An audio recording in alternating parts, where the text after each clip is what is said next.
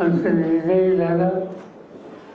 आम्हा सगळ्यांच्या वतीनं सुधाच्या जयंतीचा पाऊल सुद्धा काढावी लागला.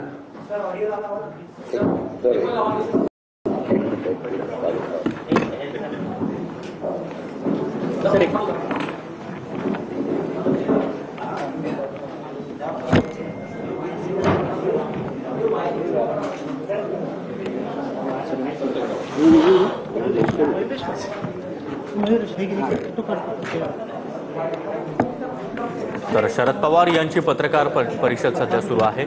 शरद पवार या पत्रकार परिषदेमध्ये काय बोलणार हे पाहणं महत्त्वाचं आहे.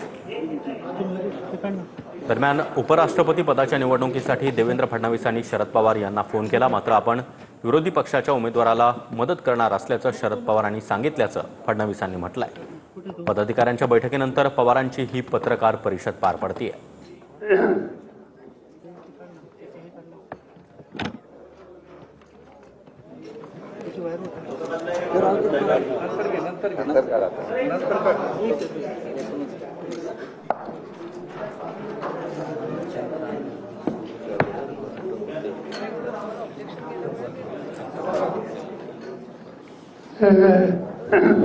उपराष्ट्रपतीच्या पदाची निवडणूक आहे. सत्ताधारी पक्षानं त्यांचा विरोध जाहीर केला. जी व्यवस्था महाराष्ट्रात सध्या राज्यभर आहे आणि विरोधी पक्षाकडे अनेक सरकारी एकत्र बसून ठरले होते. त्याच्यामध्ये राहुल गांधी होते, त्याच्यामध्ये होतो आणि अन्य पक्ष जे आहेत ऑफिसचे ते सगळे त्या ठिकाणी होते.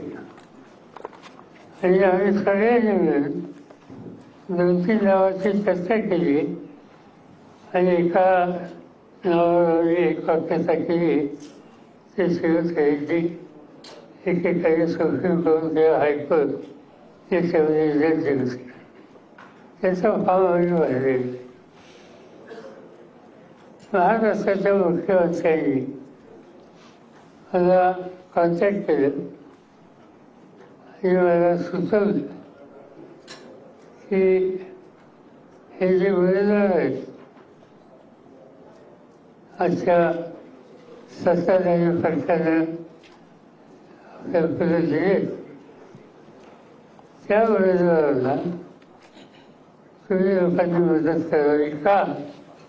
त्याचे महाराष्ट्राचे राज्यपाल आहेत आणि महाराष्ट्राचे राज्यपाल असल्यावर महाराष्ट्राच्या मतदारांनी आपल्या राज्यपालाला मतदान करावं ही विनंती त्यांनी मला केली.